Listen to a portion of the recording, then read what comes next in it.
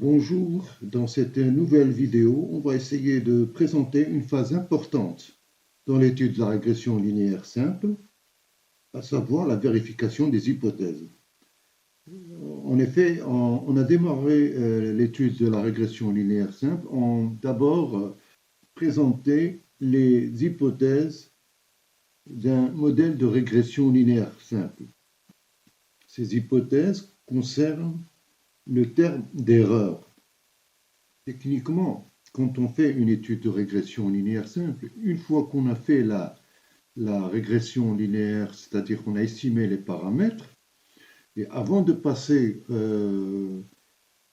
au test de ces paramètres et de faire des prédictions, il faut d'abord, du moment qu'on a les résidus calculés, il faut vérifier si les hypothèses sur lesquelles se base le modèle sont vérifiées. Je rappelle, le modèle YI est égal à alpha plus bêta XI plus le terme d'erreur epsilon I pour un échantillon de taille n. Donc ça, c'est l'équation du modèle de régression linéaire simple. Je rappelle également les hypothèses, brièvement. Donc, première hypothèse, c'est que l'espérance de terme d'erreur est nulle pour tout i variant de 1 jusqu'à n. Deuxième hypothèse, c'est que la variance de terme d'erreur est constante quel que soit i, donc quel que soit i variant de 1 jusqu'à n. C'est ce qu'on appelle l'homoscédasticité, c'est l'hypothèse où la variance de l'erreur est constante, quelle que soit l'observation retenue. Troisième hypothèse, ce sont les indépendances des termes d'erreur entre eux, ou tout simplement que on a la covariance epsilon i, epsilon j égale 0 pour tout ij différent, pour tout i différent de j. Dit autrement, c'est que les termes d'erreur sont considérés comme indépendants entre eux. Et quatrième hypothèse, elle concerne la distribution du terme d'erreur. Le terme d'erreur suit une loi normale de paramètres 0 et de variance sigma 2, quel que soit i variant de 1 jusqu'à n. Donc, comment savoir que ces hypothèses sont respectées, C'est l'objet de cette vidéo, donc on va essayer de voir comment on peut déceler si les hypothèses sont respectées ou violées. Donc comment savoir que pour un cas précis d'une étude de régression linéaire, que les hypothèses sont respectées. Pour cela, on va essayer de procéder plutôt par une analyse, disons, graphique pour la vérification de ces hypothèses, mais également pour les deux hypothèses d'homoscédasticité et d'autocorrélation des erreurs. On peut également faire appel à des tests statistiques qu'on essaiera également de présenter dans le cadre de cette vidéo. Commençons déjà par un modèle, le schéma 1, un modèle où les hypothèses, notamment les trois premières hypothèses, l'hypothèse 1, 2 et 3, celles-ci sont vérifiées. C'est le cas, par exemple, parfait, où le nuage de points est parfaitement ajusté et bien ajusté par le biais d'une droite de régression linéaire simple. Avant cela, déjà, rappelons certaines notations. Donc, on a le modèle estimé, on calcule les résidus, EI, c'est les résidus calculés, c'est YI moins Y chapeau I, EI, c'est un résidu calculé, observé. Et donc EI, c'est un estimateur de l'erreur. Hein. C'est le résidu estimateur du terme d'erreur, de l'erreur epsilon i. Donc, pour le cas d'un modèle parfait, une droite de régression qui ajuste parfaitement le nuage de points. Et là, après, on essaye pour voir un peu si les hypothèses sont vérifiées, on va essayer de faire un graphique des résidus. Graphique des résidus.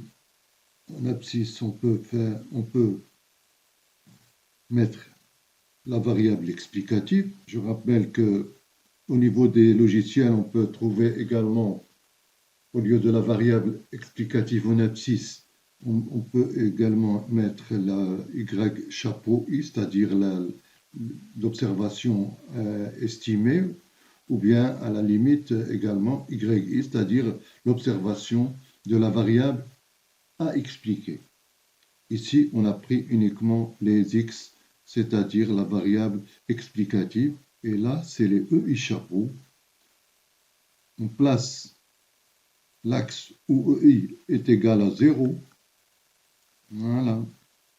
Puis après, on place les points par rapport, s'ils sont pour chaque x, par exemple ici, on a xi qui est en dessous de la droite de régression. Donc, il se trouve à ce niveau. Il est négatif. L'écart entre l'observation entre yi observé et yi chapeau, c'est-à-dire l'observation ajustée, elle est négative. Donc on peut poser par exemple xi, c'est à ce niveau.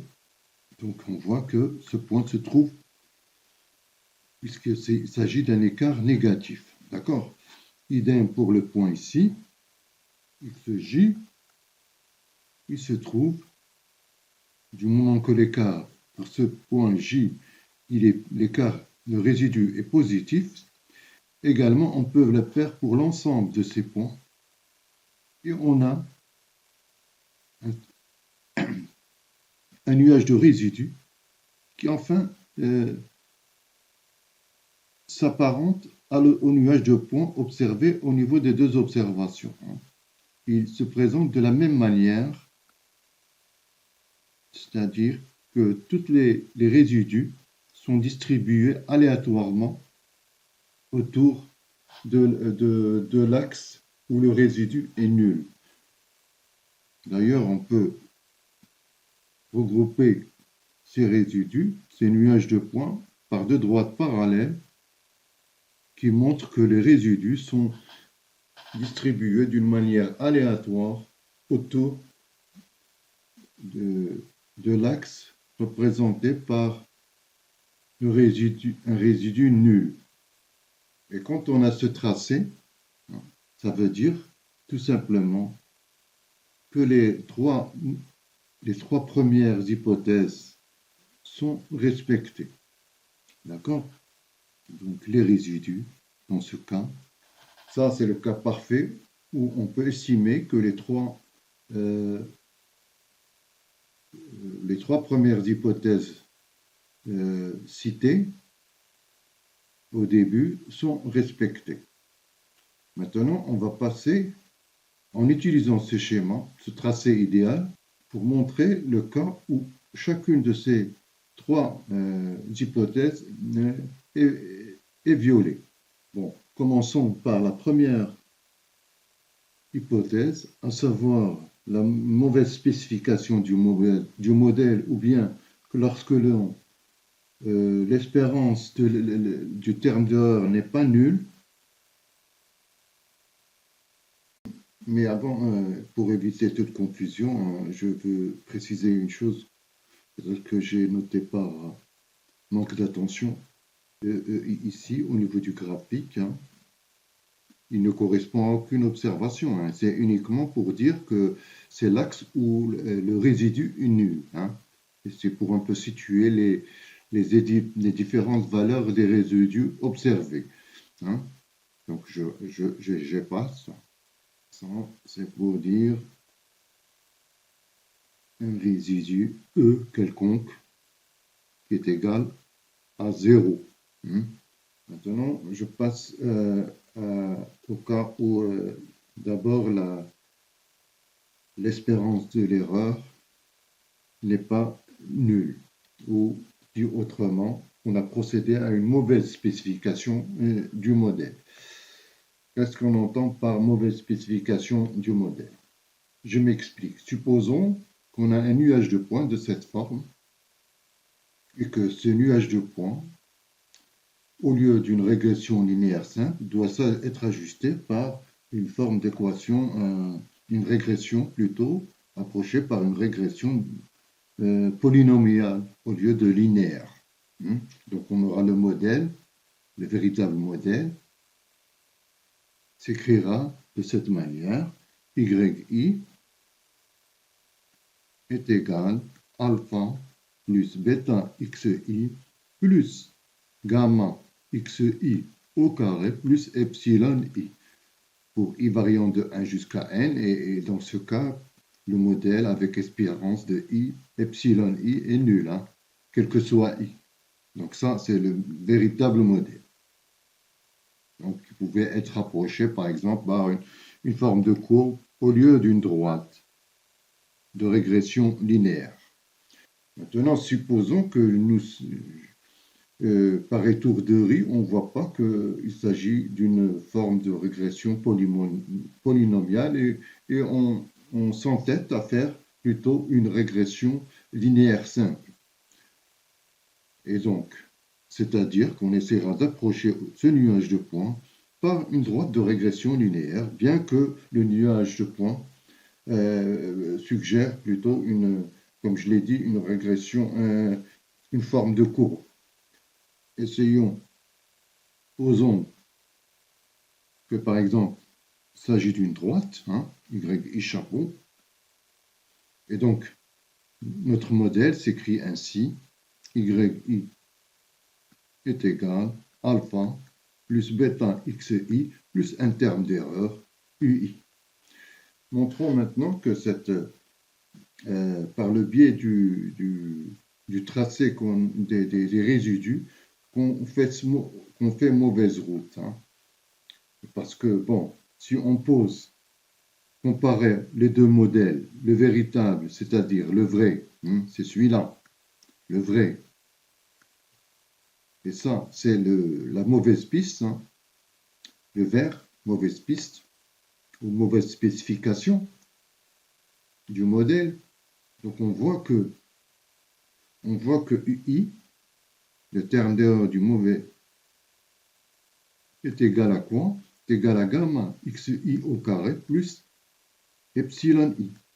Et donc, l'espérance du terme d'erreur du modèle en vert, c'est-à-dire celui qui est malheureusement mal spécifié, on a espérance de UI est égale espérance de gamma xi au carré plus epsilon i est égal gamma xi au carré, c'est une constante, et comme par hypothèse le véritable modèle c'est celui de la régression polynomiale plus epsilon i, ça c'est nul, donc on voit que notre modèle mal spécifié, le terme d'erreur aura une moyenne non nulle, i variant de 1 jusqu'à n. C'est les x, ça c'est les résidus. On place la droite où le résidu est nul, et on essaye de placer les différents résidus. Donc on voit que à ce niveau, les résidus sont au-dessus de la droite de régression linéaire. C'est ce qu'on va faire. Donc ils sont à ce niveau. Puis après, ils se situent au-dessous de la droite de régression. C'est à ce niveau sont les écarts sont négatifs, des EI. Ici, ils sont positifs. D'accord? Donc, on va essayer de les présenter aussi à ce niveau. Et donc, si on essaye de les limiter par deux courbes ou deux droites, on aura les résidus qui vont être intégrés, hein, au lieu de se trouver entre deux droites parallèles, comme cela est précisé au niveau du modèle parfait, elles sont plutôt situées à l'intérieur d'une plage sous forme de deux courbes, limitées par deux courbes non parallèles. D'accord? Et donc, voilà un peu le schéma où l'on peut voir. Voilà un tracé, hein, ce tracé-là, il est non conforme, hein, au tracé qu'on a vu au début, au tracé du modèle parfait. C'est ce parfait. Donc, ils sont différents.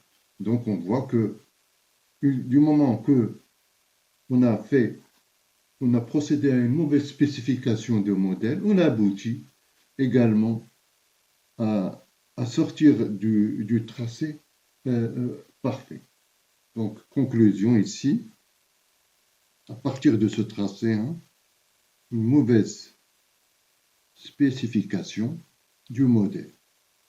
C'est-à-dire qu'au lieu de procéder, pour l'exemple, hein, à une régression polynomiale, on a utilisé plutôt une régression linéaire.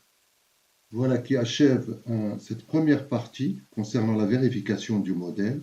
Dans une prochaine vidéo, on va essayer de vérifier les hypothèses sont vérifiées ou non. Sur ce, je vous dis à la prochaine et salut!